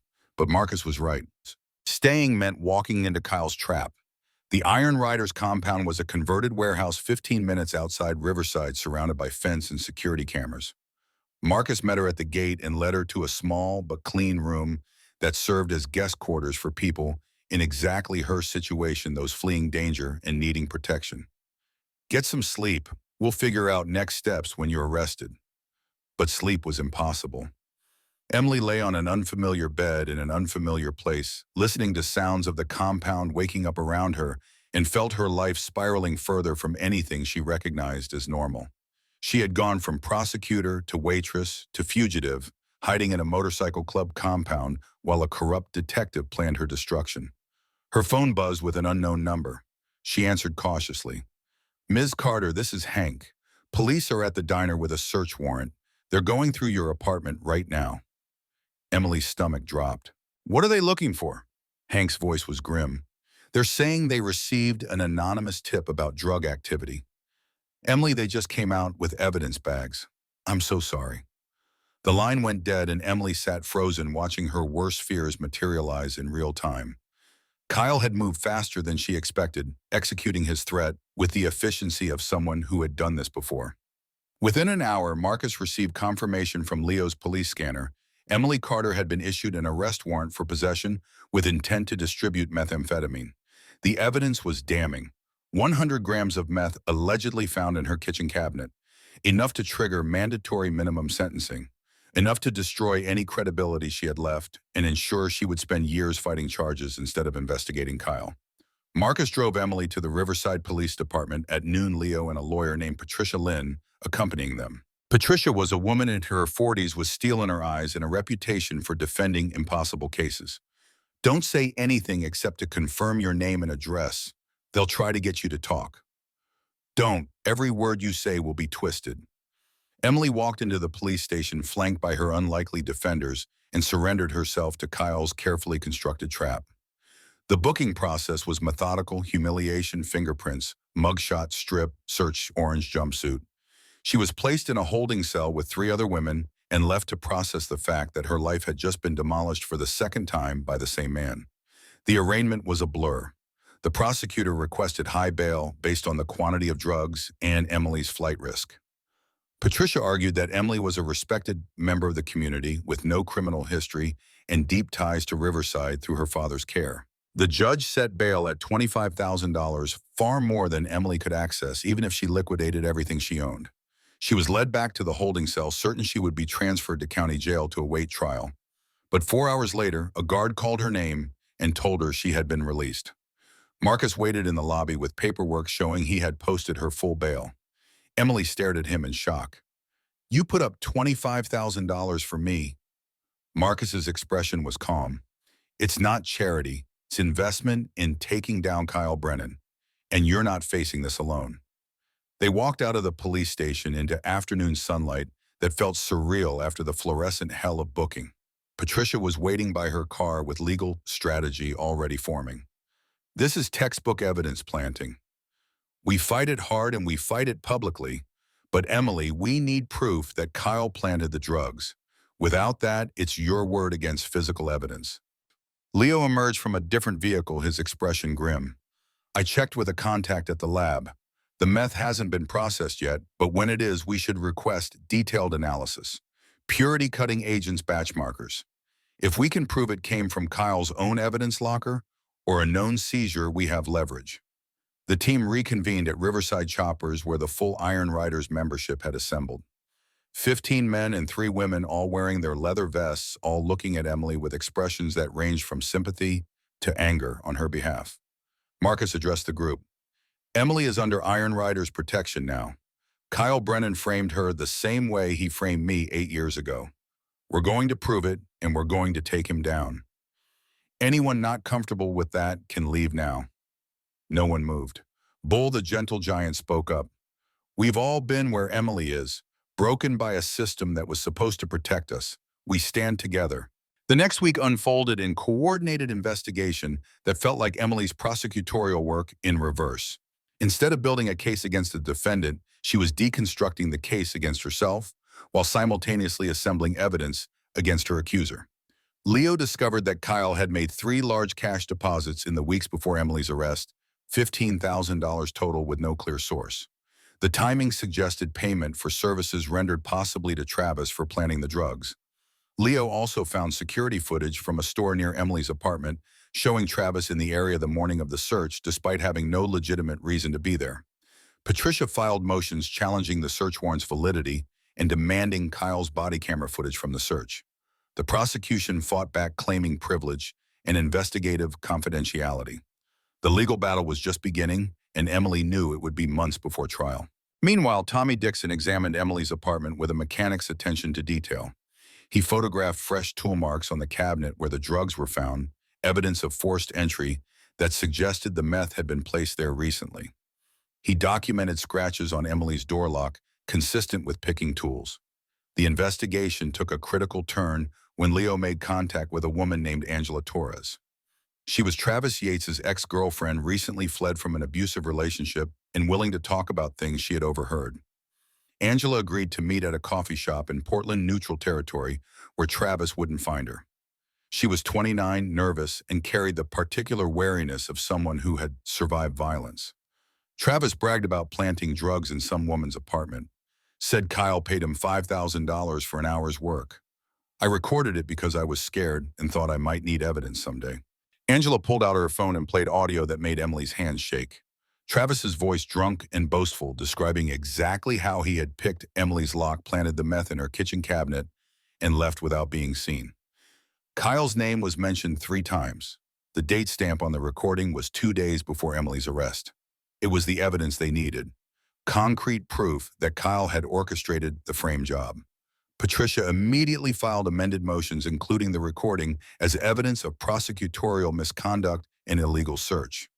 The judge ordered a hearing for the following week, but Kyle wasn't finished. On Tuesday, Emily received a call that her father had been found wandering outside memory care, confused and agitated. Security footage showed him being led out by a man who looked remarkably like Kyle in civilian clothes. Robert couldn't remember what happened, but had fresh bruises on his arms. On Wednesday, the diner received a visit from the health inspector who cited violations that Hank swore hadn't existed the previous day. The message was clear: Kyle was escalating, attacking everyone in Emily's orbit. On Thursday, Emily decided she was done playing defense. She walked into Riverside Police Department at 9 a.m. and demanded to see Chief Ronald Watson. The desk sergeant tried to turn her away, but Emily's prosecutor voice emerged from 3 years of disuse. I'm filing a formal complaint against Detective Kyle Brennan for evidence tampering, witness intimidation, harassment, and civil rights violations. You can either let me speak to the chief, or I can hold a press conference on the steps with my attorney and the media I've already contacted. It was a bluff. She had no media contacts, but the sergeant didn't know that. 20 minutes later, Emily sat in Chief Watson's office with Patricia beside her. Watson was 60, career law enforcement, with the kind of weathered face that suggested he had seen every variation of human corruption. He listened to Emily's presentation without interrupting the recording of Travis, the evidence of planted drugs, the pattern of Kyle's behavior toward witnesses, the connections to unsolved cases. When she finished, Watson sat back in his chair. These are serious allegations against a decorated officer. Emily met his eyes without flinching. They're serious crimes committed by a corrupt detective. The evidence supports every allegation. The question is whether you'll act on it or continue protecting him. Watson's expression was unreadable. I've known Kyle Brennan for 15 years. Patricia's voice was sharp. Then you've known a criminal for 15 years. The law doesn't care about your friendship, Chief. It cares about evidence. We have recordings, financial records, a witness testimony. If you don't act, we'll go to the county DA and the state attorney general. This ends with Kyle in prison. The only question is whether your department goes down with him. The silence stretched for 30 seconds that felt like hours. Then Watson picked up his phone. Get Detective Brennan to my office, now. Kyle arrived 5 minutes later, his confidence visible in the way he walked into the office like he owned it. That confidence evaporated when he saw Emily sitting across from the chief. Watson's voice was cold. Detective Brennan, I'm ordering an internal investigation into allegations of evidence, tampering, witness, intimidation, and civil rights violations. You're suspended with pay effective immediately pending the outcome of that investigation. Kyle's face went through rapid transformations, shock, anger, calculation. Chief, this is ridiculous. She's a criminal facing drug charges. She's trying to... Watson cut him off. The evidence she's presented is compelling enough to warrant investigation. You'll surrender your badge and weapon. You're not to have contact with Miss Carter, her father, or any witnesses in this matter. Violation will result in immediate termination and criminal charges. Emily watched Kyle's mask slip completely. His hands clenched into fists. His voice rose with barely controlled rage. You're making a mistake. That bitch is manipulating you. She's a liar and a criminal, and you're going to destroy this department protecting her. Watson stood. Get out of my office, detective, before I add insubordination to the list of charges. Kyle turned to Emily, and the hatred in his eyes was pure and undiluted. You just signed your death warrant. You think suspending me changes anything I own this town? I have friends in places you can't imagine. By the time I'm done, you'll beg for prison as an escape. Security escorted Kyle from the building. Emily sat in Watson's office, feeling the weight of what she had just done. She had declared open war on a man who had successfully destroyed everyone who challenged him. A man who had murdered witnesses and framed innocents and operated with impunity for a decade. Patricia touched her arm. That took courage. Most people would have stayed quiet. Emily's voice was steadier than she felt. I've been quiet for 3 years. It didn't protect me. It didn't protect my father. It didn't stop Kyle from coming after me again. The only way forward is through. They left the police station and drove back to Riverside Choppers, where the Iron Riders had been waiting for news. Marcus met them in the parking lot. How did it go? Emily managed a small smile. Kyle's suspended, under investigation. His badge and gun are gone. Marcus pulled her into a hug that felt like the first safe moment she had experienced in years. You did it. You stood up to him. But Emily pulled back, her expression serious. I wounded him. That's not the same as stopping him. Kyle's dangerous, and now he's cornered. Men like him don't surrender. They escalate. Marcus's voice was grim. Then we prepare for escalation. Double security on your father. Eyes on Kyle 24/7. And we keep building the case until it's so airtight that even his friends can't save him. That night at the compound, Emily sat in the common room with a dozen Iron Riders and felt something she hadn't experienced since her career imploded belonging. These people whose society labeled as criminals and outcasts had shown her more integrity and courage than the legal system that was supposed to embody justice. Marcus sat beside her, close enough that their shoulders touched. You're different than you were a week ago. Stronger. Emily considered that. I stopped being afraid, or maybe I'm still afraid, but I'm acting anyway. I don't know which. Marcus's smile was gentle. Courage isn't the absence of fear. It's being terrified and doing what needs to be done regardless. You've got more courage than anyone I've ever met. Emily looked at this man who had spent 8 years in prison for crimes he didn't commit, who had emerged from that hell and chosen to help others instead of drowning in bitterness. You saved my life. Multiple times now. Marcus shook his head. We saved each other. You gave me purpose beyond surviving my own past. My 8 years in prison finally means something because they taught me to recognize when someone else needs saving. The moment stretched between them, heavy with possibility and the understanding that something was building beyond alliance or friendship. But Emily was too raw, too fragile to examine those feelings closely. She simply sat beside Marcus and let herself feel safe for the first time in longer than she could remember. Across town, Kyle Brennan sat in his truck outside a bar, where he had arranged to meet people who could solve his Emily Carter problem permanently. He had been suspended, but he still had resources, connections, and the kind of desperate fury that made men dangerous. His phone buzzed with a text from someone whose name wasn't stored in his contacts, but whose number he knew by heart. The girl has become a liability. Handle it within 48 hours or we handle you. Kyle smiled without humor. Emily thought she had won by getting him suspended. She thought the system would protect her now that she had evidence and witnesses and Iron Riders as bodyguards. But Kyle had been playing this game for 15 years. He knew every rule and how to break them without getting caught. By Monday, Emily Carter would wish she had stayed invisible. By Monday, she would understand that some enemies couldn't be defeated by courage alone. He finished his drink and started making calls. People owed him favors. People feared him. People would do what he needed done because that's how power worked in the real world. Emily had declared war thinking she could win through justice and legal proceedings. Kyle would teach her that war was won through force and fear and the willingness to do whatever was necessary regardless of cost. The storm that was coming would make everything that had happened so far look like a gentle rain. The 48 hours following Kyle's suspension unfolded with the particular tension that precedes violence everyone can sense, but no one can prevent. Emily stayed at the Iron Riders compound under protection that felt simultaneously reassuring and suffocating. Marcus had organized rotating security details, 2 riders stationed at memory care around the clock, 3 more, watching Kyle's movements in constant surveillance on Emily herself. Sunday morning brought news that made Emily's blood run cold. Leo called at 7 a.m. with information from his police scanner contacts. Travis Yates was found dead in his apartment last night. Single gunshot to the head. Riverside PD is calling it suicide. Emily's hands clenched around her phone. It wasn't suicide. Leo's voice was grim. Of course it wasn't. Travis was the only witness who could directly link Kyle to planting the drugs. With him dead, the recording Angela has becomes hearsay without corroboration. Marcus stood nearby, his expression darkening as he listened to Emily's half of the conversation. When she disconnected, he pulled out his own phone. We're moving Angela to a safe house in Portland. If Kyle killed Travis to silence him, she's next on his list.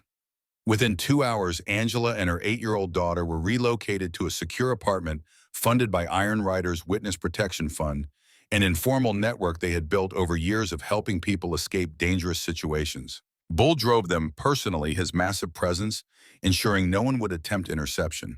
Patricia Lynn filed emergency motions with the court that afternoon, seeking protective custody for Angela as material witness and requesting immediate investigation into Travis's death. The response from the Riverside County DA's office was cautiously supportive. Rebecca Thornton, the county's top prosecutor, called Patricia directly. I've been watching the Brennan situation for years, never had enough to act on. But if you can build a solid case, I'll prosecute it personally. The offer was significant. County DA versus a city detective meant jurisdictional protection that Kyle couldn't easily manipulate. It meant resources and authority that could match his institutional power. Patricia scheduled a meeting for Monday morning. Emily spent Sunday preparing a comprehensive presentation of evidence. Leo's financial analysis showing Kyle's unexplained income, the pattern of compromised cases, Robert's eyewitness testimony about Thomas Garrett's murder, Angela's recording, Tommy's documentation of the planted evidence in Emily's apartment. She worked at a table in the compound's common room, while Iron Riders moved around her, carrying on the mundane business of their lives. Preacher was preparing for the Wednesday night AA meeting he sponsored. Smoke was fixing a motorcycle for a single mother who couldn't afford shop rates.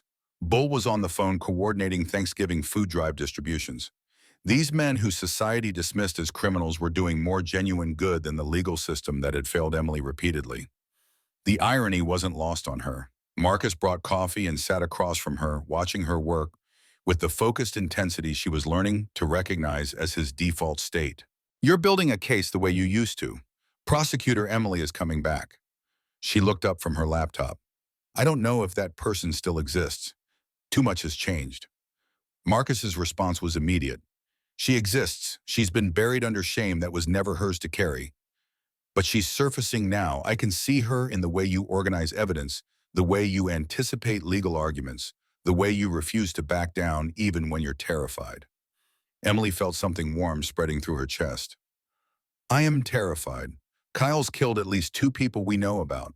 He's got connections we haven't identified. And I'm trying to take him down with circumstantial evidence and witness testimony from people the system doesn't want to believe. Marcus reached across the table and took her hand. You're not alone in this fight. That's what Kyle can't understand. He operates through fear and isolation. We operate through community and solidarity. Even if he has more institutional power, we have something stronger. The moment stretched between them, charged with feelings Emily wasn't ready to name, but couldn't deny. She had spent 3 years believing she was fundamentally unlovable, that her failures had marked her as someone unworthy of connection. But Marcus looked at her like she was someone worth fighting for, worth protecting, worth more than she could process right now. She pulled her hand back gently. I need to focus on the case. We can talk about other things after Kyle is behind bars. Marcus nodded understanding without disappointment. Fair enough. But Emily, when this is over, we are talking about other things. Monday's meeting with DA Rebecca Thornton lasted 4 hours. Thornton was a woman in her 50s with sharp eyes and sharper legal instincts honed through 20 years of prosecution. She listened to Emily's presentation without interrupting, making notes with the kind of precision that suggested she was already building trial strategy. When Emily finished, Thornton sat back and steepled her fingers. This is the most comprehensive documentation of police corruption I've seen in my career, but it's also incredibly risky. Prosecuting a cop requires evidence that's not just solid, but absolutely bulletproof. Defense will attack every element. They'll paint your witnesses as criminals and addicts. They'll portray you as a disgraced prosecutor seeking revenge. We need more. Leo leaned forward. What specifically do you need? Thornton pulled up her own files. Thomas Garrett's murder is our strongest case because it's the most serious charge. But we need forensic evidence beyond Robert Carter's eyewitness testimony. The original medical examiner noted defensive wounds inconsistent with accidental drowning, but was pressured to change his report. I want him to testify about that pressure. I want the original autopsy photos. I want the fisherman who was at the river that night to go on record. Patricia added, what about the Mendoza connection, Emily's evidence tampering scandal? Thornton's smile was predatory. That's our second front. If we can prove Kyle planted evidence in Mendoza case to frame Emily and protect his drug trafficking connections, it establishes pattern and motive. I have a contact at DEA who's been investigating Mendoza organization for years. They've suspected inside law and enforcement cooperation, but couldn't identify the source.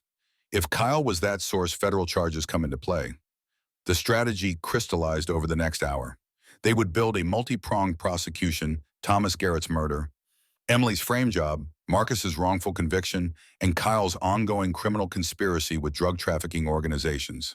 Each case reinforced the others, creating a pattern too consistent to dismiss as coincidence or error.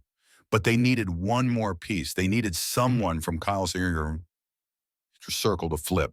Someone with direct knowledge of his operations who could provide insider testimony. Leo had been working that angle through his network of confidential informants. On Tuesday, he got a break. Danny Pierce, the third man who had harassed Emily at the diner, had been arrested on unrelated charges. Facing significant prison time and knowing that Travis's suicide was actually Kyle cleaning house, Danny was suddenly very interested in making a deal. Patricia and Thornton met with Danny and his public defender in county jail. Danny was wired and scared, understanding that cooperation meant survival, while loyalty meant becoming Kyle's next cleanup project. Kyle paid us $500 each to harass the lawyer girl at the diner, said he wanted her scared and isolated. Travis was supposed to plant the drugs later that week, but Kyle moved the timeline up when she started investigating. Danny's voice shook as he continued. I was there the night Thomas Garrett died. Kyle said we were just going to scare him into keeping quiet about the drug bust testimony. But when Tommy refused to cooperate, he held him underwater until he stopped fighting. Then he told me and Travis that if we ever talked about it, we'd end up the same way. Thornton pushed a photograph across the table. Is this the location where Garrett died? Danny studied the image of the riverbank. Yeah, that's where it happened, and Kyle made it look like Tommy had been drinking and fell in. But Tommy was sober. Kyle brought the beer bottles and poured alcohol on his clothes after he was already dead. The testimony was damning and detailed. Combined with Robert's eyewitness account and the medical examiner's original findings, it created an overwhelming case for murder. Danny agreed to full cooperation in exchange for reduced charges and witness protection. By Wednesday, Thornton had enough evidence to seek indictments. A grand jury was convened in secret to prevent Kyle from fleeing or destroying evidence. Emily testified for 3 hours, walking the grand jurors through the Mendoza case timeline and how Kyle's involvement had resulted in evidence disappearing. Marcus testified about his wrongful conviction, presenting documentation that Kyle had paid a witness to provide false testimony. The witness, who had confessed on his deathbed, had left a written statement with his attorney to be released upon his death that explicitly named Kyle as the one who coerced him into lying. Robert Carter was brought from memory care for testimony that was heartbreaking in its clarity. He had one of his increasingly rare lucid days and described Thomas Garrett's murder with detail that was impossible to dismiss as dementia-induced confusion. He identified Kyle from photographs without hesitation. The grand jury deliberated for 40 minutes before returning indictments on multiple charges: first-degree murder evidence, tampering, witness tampering, conspiracy to distribute controlled substances, civil rights violations under color of authority, and a dozen related charges. The indictments were sealed until Kyle could be arrested to prevent him from fleeing. Thursday morning, county sheriff deputies arrested Kyle Brennan at his home. He was taken into custody without incident, his face a mask of rage as he was led away in handcuffs. Bail was set at $500,000. Unlike Emily, Kyle couldn't make bail. He was transferred to county jail to await trial. The arrest made regional news. Portland media picked up the story of the decorated detective charged with murder and corruption. Emily's name was mentioned as a victim of his frame jobs, and suddenly journalists wanted interviews about her experience as wrongfully accused prosecutor. Patricia advised selective media engagement. We control the narrative. You tell your story on your terms. Show the public that you were victim of systematic corruption, not incompetent lawyer who deserved to lose her career. Emily gave interviews to 3 outlets: Oregon Public Broadcasting, the Oregonian newspaper, and a local television station. She spoke carefully, factually, letting the evidence speak while sharing enough personal detail to humanize the abstract legal concepts. The response was overwhelming. Former colleagues from the Portland DA's office reached out with support. Legal blogs analyzed the case and concluded that Emily had been railroaded. The Oregon State Bar received hundreds of letters demanding her license be reinstated with full exoneration. But none of that mattered as much as what happened Friday afternoon. Emily received a call from the memory care facility. Your father is asking for you. He's having a remarkably clear day, the clearest in months. She drove there immediately with Marcus accompanying her. Robert sat in his room looking out the window, but when Emily entered, he turned and his eyes held the sharp intelligence she remembered from before the disease claimed him. Emily, my girl, come here. She sat beside him and took his hand.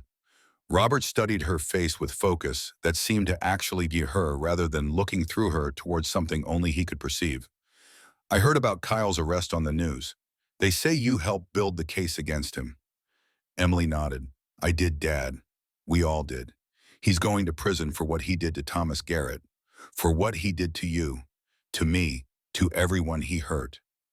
Robert's eyes filled with tears. I'm so sorry, Emily, for not speaking up 4 years ago, for letting fear keep me silent, for not protecting you when Kyle destroyed your career. Emily squeezed his hand. You protected me the only way you could. Kyle threatened to kill me if you talked. You chose my life over justice. I understand that choice. And Dad, none of this was your fault. Kyle did this, all of it. You were his victim too. Robert pulled her into a hug that felt like absolution.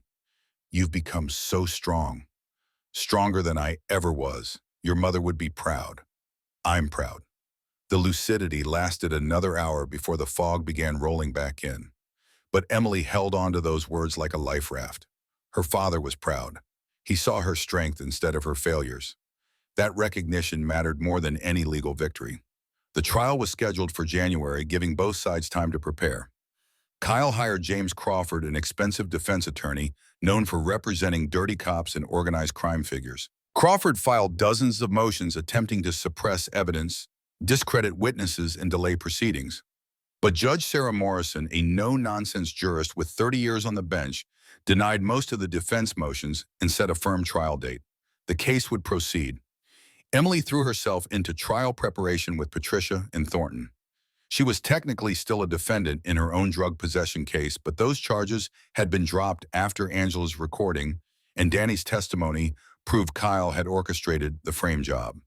The dismissal came with official apology from Riverside PD and Chief Watson's personal acknowledgement that Emily had been wrongfully accused. The vindication felt hollow. Emily had lost 3 years of her life to Kyle's machinations. 3 years she could never recover. But she could ensure he spent the rest of his life in prison paying for his crimes. December brought unexpected developments. Victor Mendoza, the drug kingpin whose case had been destroyed 3 years ago, reached out through his federal attorney. Mendoza was serving time on unrelated charges and saw opportunity to reduce his sentence by testifying against Kyle. Kyle was on my payroll for 5 years, Mendoza explained via video conference from federal prison. He provided protection, advance warning of bus, access to evidence storage. When the Portland DA started building a solid case, Kyle said he'd handle it. He made evidence disappear and destroyed the prosecutor's credibility. I paid him $30,000 for that service. The testimony was devastating. It proved that Kyle's involvement in Emily's case was criminal conspiracy, not merely corruption. It showed premeditation and financial motive. Combined with all the other evidence, it created a narrative of systematic criminality that would be nearly impossible for the defense to overcome. Christmas week arrived, and with it a strange sense of peace Emily hadn't experienced in years. She was still living at the Iron Riders compound, but it felt less like hiding and more like belonging. The club was preparing for their annual toy drive, and Emily found herself helping wrap presents for children in foster care and group homes. Marcus worked beside her, his large hands surprisingly deft with tape and ribbon. First Christmas in 3 years where you're not working double shifts at the diner. Emily smiled. First Christmas where I have something to look forward to do instead of just surviving until it's over. Marcus's voice was soft. What are you looking forward to? She met his eyes and felt the weight of unspoken feelings that had been building for weeks. Justice, vindication, maybe even getting my life back in some form. What about after that, after the trial, what do you want then? Emily considered the question honestly. I don't know. 6 months ago, I was convinced I'd be a waitress forever, hiding from my past and accepting that my law career was gone. Now I'm helping prosecute the man who destroyed me. I'm learning to trust people again. I'm discovering that maybe I wasn't as broken as I believed. She paused, gathering courage. And I'm starting to think that maybe I deserve to be happy, that maybe I could have a life that's more than just survival. Marcus's smile was gentle and full of promise. You deserve everything good in this world, Emily Carter. And when you're ready, I'd like to be part of that life. Not as protector or savior, just as someone who sees you and chooses you. The trial began on January 15th with media attention that transformed Riverside's quiet courthouse into a circus of cameras and reporters. Emily sat at the prosecution table as special consultant, technically not an attorney of record, but Patricia had insisted she be present. The jury selection took 3 days. Crawford used every challenge to eliminate jurors who might be sympathetic to claims of police corruption. Thornton countered by seeking people who valued evidence over authority, who could weigh facts objectively regardless of a defendant's badge. Opening statements were theater. Crawford painted Kyle as decorated officer who had dedicated his life to public service, now being persecuted by criminals seeking revenge and a disgraced prosecutor nursing grudges. Thornton presented Kyle as predator who had weaponized his badge to murder, frame, and destroy anyone who threatened his criminal operations. The prosecution's case unfolded over 2 weeks. Thornton called witnesses in strategic order, building narrative that was impossible to ignore. The medical examiner who had performed Thomas Garrett's autopsy testified first. Dr. Richard Chen was retired now, freed from institutional pressure, and his testimony was damning. I noted defensive wounds on Mr. Garrett's hands and arms. Bruising consistent with being forcibly held. Petechial hemorrhaging suggesting struggle before death. My original conclusion was homicide by drowning, but I was pressured to change my findings to accidental death. The pressure came from Riverside PD specifically. Crawford's cross-examination tried to suggest the doctor was misremembering or confused, but Chen produced his original notes clear and detailed, showing systematic documentation of injuries inconsistent with accidental drowning. Danny Pierce testified next, his fear visible as he described Kyle holding Thomas underwater while Danny and Travis watched in horror. Crawford attacked his credibility relentlessly. You're a drug addict and career criminal making a deal to avoid prison. Why should this jury believe anything you say? Danny's response was simple and devastating. Because Kyle killed Travis to keep him quiet. I'm next if I don't testify. The only thing keeping me alive is this courtroom and these witnesses. Robert Carter took the stand on day 5. His testimony was heartbreaking. He had more bad days than good now, but on this particular afternoon, his mind was clear enough to describe what he had witnessed at the river 4 years ago. I saw Detective Brennan murder Thomas Garrett. I watched him hold that man underwater until he stopped struggling. And then I watched him stage the scene to look like an accident. Crawford tried to discredit Robert based on his Alzheimer's diagnosis. The cross-examination was brutal, questioning every detail and suggesting the entire testimony was confabulation. But Robert remained steady. I may forget what I ate for breakfast. I may not always recognize my daughter. But I will never forget watching a man die while another man in authority committed murder and walked away free. Angela Torres testified about the recording about Travis bragging about planting drugs in Emily's apartment on Kyle's orders. The audio was played for the jury. Crawford tried to exclude it as hearsay, but Judge Morrison allowed it as statement against penal interest since Travis was deceased.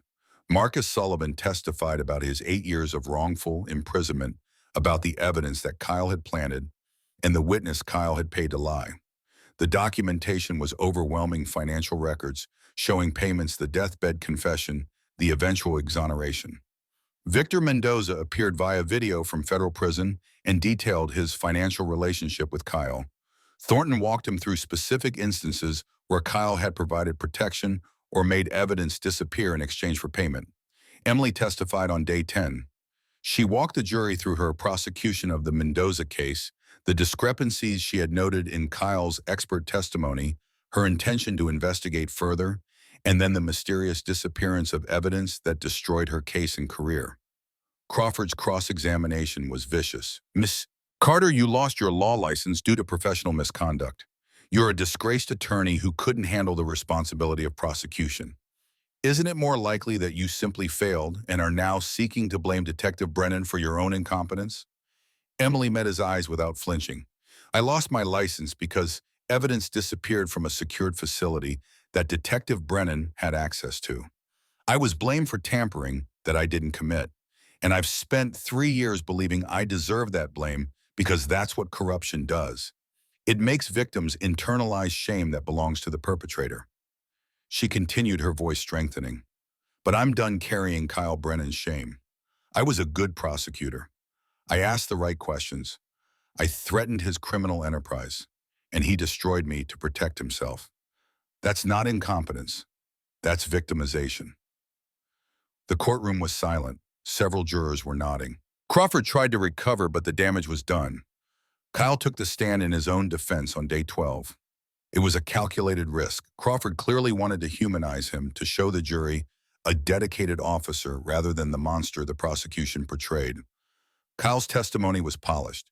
He denied every allegation with calm authority, claimed he had simply been doing his job, that any evidence issues were errors, not malfeasance, that the witnesses against him were criminals and addicts whose testimony couldn't be trusted.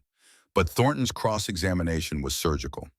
She took Kyle through each piece of evidence, methodically forcing him to explain away financial records, witness statements, physical evidence. "Detective Brennan, if you never took money from Victor Mendoza, how do you explain these bank deposits totaling $127,000 over 5 years? Kyle's response was smooth. "Those deposits were from legitimate consulting work I did for security firms." Thornton produced documentation. "The security firms you claim to have consulted for don't exist. The addresses are empty lots. The incorporation papers are fraudulent. Would you like to revise your testimony?" Kyle's composure began cracking. "Those records are wrong. Someone is framing me." Thornton's voice was cold. "Someone is framing you the same way you framed Emily Carter, the same way you framed Marcus Sullivan." Crawford objected, but the point landed. Thornton pressed harder. "Did you murder Thomas Garrett?" Kyle's response was too loud, too defensive. "No, he drowned accidentally." "Did you plant drugs in Emily Carter's apartment?" "No, those drugs were found during a legitimate search." "Did you pay a witness to provide false testimony against Marcus Sullivan?" "No, that's a lie." Thornton pulled out financial records showing payments to the witness who had confessed on his deathbed. "These records show payments from your account to the witness 2 days before he testified against Mr. Sullivan. How do you explain that?" Kyle stood abruptly, his mask shattering completely. "You're twisting everything. You're all trying to destroy me. I've dedicated my life to law enforcement, and this is how I'm repaid, by criminals and liars conspiring against me." Judge Morrison's gavel came down hard. "Detective Brennan, control yourself or I will hold you in contempt." But Kyle was beyond control. Years of operating without consequences, of wielding authority without accountability, had convinced him of his own invincibility. Seeing that power stripped away triggered something primal. This is a witch hunt. These people are criminals. That jury should be arresting them, not judging me. Security officers moved toward the witness stand. Kyle's attorney grabbed his arm, trying to calm him, but Kyle shook him off. I was protecting this town. I was keeping drugs off the streets. If I had to bend a few rules, if I had to make hard choices, that was the price of justice. Judge Morrison's voice cut through the courtroom. Bailiff removed the witness. Mr. Crawford, your client, has just admitted to bending rules in pursuit of what he considered justice. I trust you'll address that and redirect if we continue this testimony. Kyle was led from the courtroom, still shouting about conspiracies and persecution. The jury had witnessed a complete meltdown that destroyed any remaining credibility he might have possessed. Closing arguments happened 2 days later after Crawford made valiant but doomed attempt to salvage his case. Thornton's closing was masterful, weaving together all the evidence into a narrative of systematic corruption and violence. Kyle Brennan used his badge as a weapon. He murdered a witness. He destroyed careers. He sent an innocent man to prison for 8 years. He framed a dedicated prosecutor because she asked questions he couldn't afford to have answered. And he did all of this while claiming to serve justice. She paused, letting the weight settle. Ladies and gentlemen, justice isn't served by men who murder and frame and destroy. Justice requires accountability. Today, you have the power to deliver that accountability. Convict Kyle Brennan of the crimes he committed. Show the community that no one is above the law, not even those sworn to uphold it. The jury deliberated for 8 hours before returning guilty verdicts on all counts.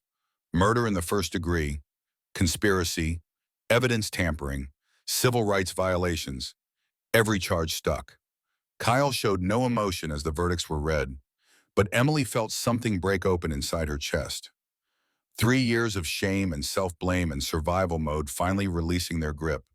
She had won. They had won. Sentencing came 2 weeks later.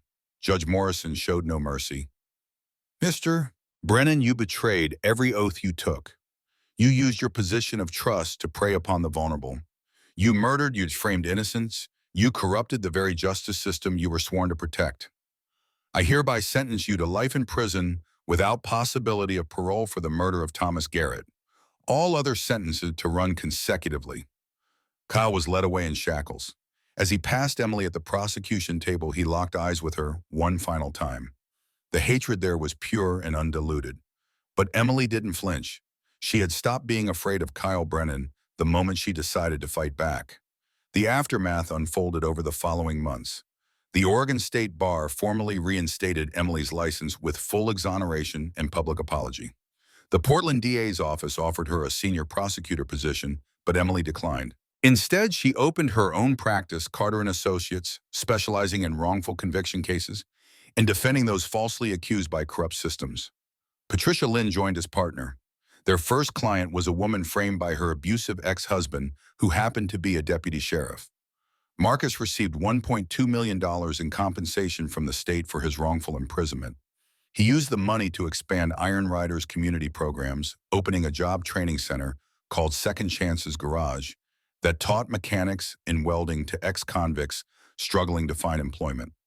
Robert's condition continued to deteriorate, but Emily could afford excellent care now. She moved him to a better facility where he had a private room with a view of the mountains. On his good days, he would tell her he was proud.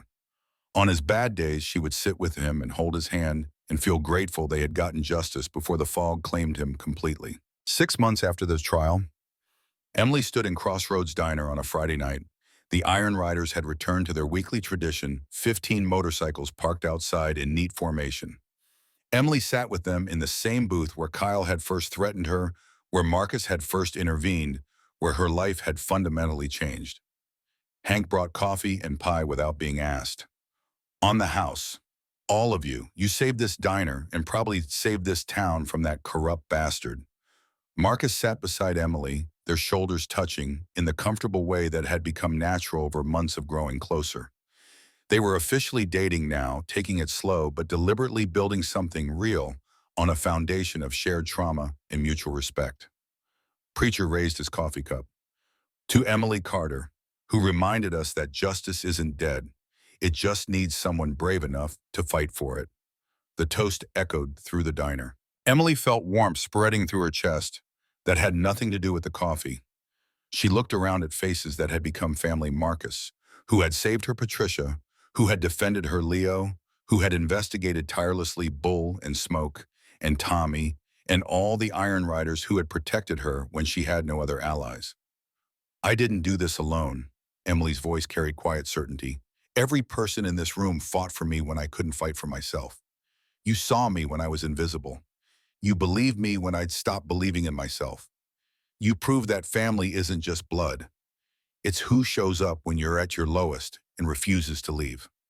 Marcus's hand found hers under the table. You saved yourself, Emily. We just gave you the tools and the space to remember who you were. Emily thought about that, about the prosecutor she used to be confident and certain, about the waitress she had become broken and hiding, about who she was now, someone who had been destroyed and rebuilt herself stronger. I was thinking about opening a second office in Portland, closer to where the corruption runs deepest. Patricia's eyes lit up. I'm in. We could handle twice the caseload if we had Portland presence. The conversation flowed around Emily as they planned expansion and discussed cases and laughed at Marcus's terrible jokes. She felt something she hadn't experienced in years: contentment. Not the desperate, grasping kind that came from finally escaping immediate danger, but the deep, settled kind that came from knowing you were exactly where you belonged. Later, when the diner had emptied and the Iron Riders had roared off into the night, Emily and Marcus stood in the parking lot under stars that were visible now that the winter storm had passed. Marcus pulled her close. What are you thinking about? Emily leaned into his warmth. I'm thinking that 6 months ago I was serving coffee and believing my life was over. Now I'm a practicing attorney with my own firm, with friends I trust, with someone who, she paused, gathering courage, with someone I'm falling in love with. Marcus's smile was gentle and full of joy. Only falling, I've been head over heels for weeks now. Their kiss was slow and sweet and perfect. When they pulled apart, Emily looked back at the diner where fluorescent lights still glowed against the darkness. I used to see this place as my prison, the symbol of how far I'd fallen. But it was actually where everything changed, where I stopped running and started fighting. Marcus followed her gaze. Sometimes the darkest moments are preparation for the brightest futures. Your tragedy became purpose. My wrongful conviction became the reason I could recognize when someone else needed saving. We're both proof that broken things can be rebuilt stronger. Emily turned in his arms. I want to do more, not just defend the falsely accused, but reform the systems that allow corruption to flourish. Make it harder for the next Kyle Brennan to destroy lives. Marcus's response was immediate. Then we'll do it together. Iron Riders can provide security for witnesses afraid to testify. Your firm can provide legal representation. We'll build networks that protect people instead of preying on them. The vision crystallized between them, a future built not on escaping the past, but on transforming its lessons into tools for justice. Emily had spent 3 years believing she was powerless. Now she understood that power came not from authority or badges, but from solidarity and refusing to stay silent. She kissed Marcus again and felt the last pieces of shame and fear finally releasing their grip. She was Emily Carter, attorney, survivor, fighter. She had been targeted by corruption and emerged victorious.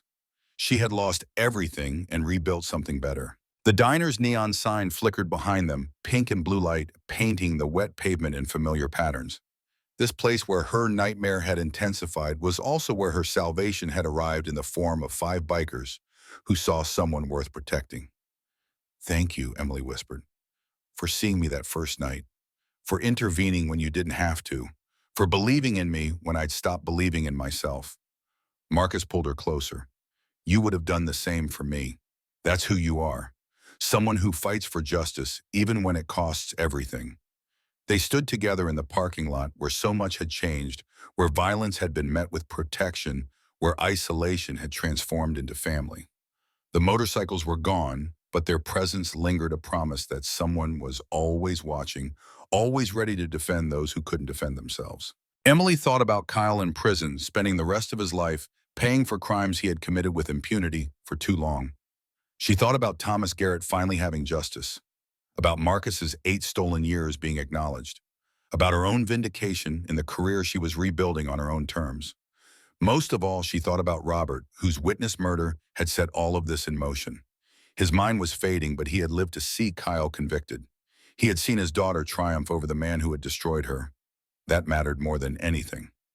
"We should go," Marcus said softly. "Tomorrow's a big day. First client meeting at the new office." Emily nodded but didn't move immediately. She wanted to hold this moment standing in a diner parking lot with the man she loved having won a battle that had seemed unwinnable, looking toward a future that was hers to define.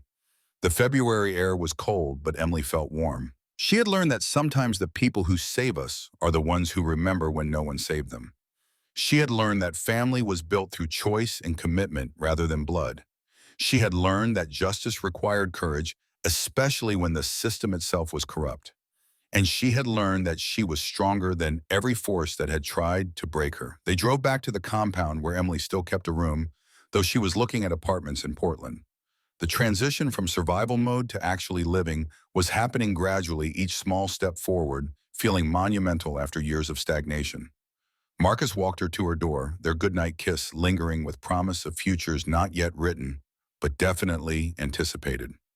When Emily finally closed the door and lay down in the bed that had become familiar over months of protection, she felt peace settle over her like a blanket. Her phone buzzed with a text from Patricia. "Tomorrow we change the world, one wrongfully accused person at a time." Emily smiled and responded, "Already did that. Tomorrow we just keep going." She thought about the woman she had been 3 years ago, confident prosecutor who believed the system worked. She thought about the woman she had become during those 3 years, broken waitress who believed she deserved her suffering. And she thought about who she was now, someone who understood that systems fail, but people can choose to be better than those systems. Kyle Brennan had tried to destroy her twice. He had cost her career, reputation, 3 years of her life, and her father's peace of mind. But in doing so, he had inadvertently created someone far more dangerous to corruption than the prosecutor she had been. That prosecutor had trusted the system to deliver justice. This Emily Carter knew the system was only as just as the people within it. She would spend the rest of her career identifying those people, whether they wore badges or leather jackets, and ensuring they had the resources to fight back. Sleep came easily that night, untroubled by nightmares for the first time in years. Emily dreamed of motorcycles and courtrooms, in a future where justice wasn't just an ideal, but a reality fought for daily by people who refused to give up. When she woke Saturday morning, Marcus was waiting with coffee and news that their first client had called. A man wrongfully convicted of assault by testimony from a corrupt security guard. The case would be hard, most of them would be hard. But Emily Carter had learned something crucial over the past months. Hard wasn't the same as impossible. With the right allies, the right evidence, and the right determination, even the most entrenched corruption could be defeated. She had spent 3 years as a cautionary tale about what happened when you challenged power. Now she would spend the rest of her life as proof that power could be challenged and overcome. The diner's neon lights would keep flickering on Route 7. The Iron Riders would keep making their Friday night runs. And Emily Carter would keep fighting for justice, one case at a time, knowing that sometimes the most unlikely people become the most powerful forces for change. Her story had started with harassment in a diner and ended with victory in a courtroom. But the real story was what happened in between: the choice to stop hiding and start fighting, the decision to trust unlikely allies, the courage to believe she deserved better than the shame she had carried. Kyle Brennan had taught her an important lesson, though not the one he intended. He had shown her that the badge doesn't make the hero. Character does. Courage does. The willingness to stand up when standing up seems impossible. Emily had stood up. She had fought back. She had won. And she was just getting started.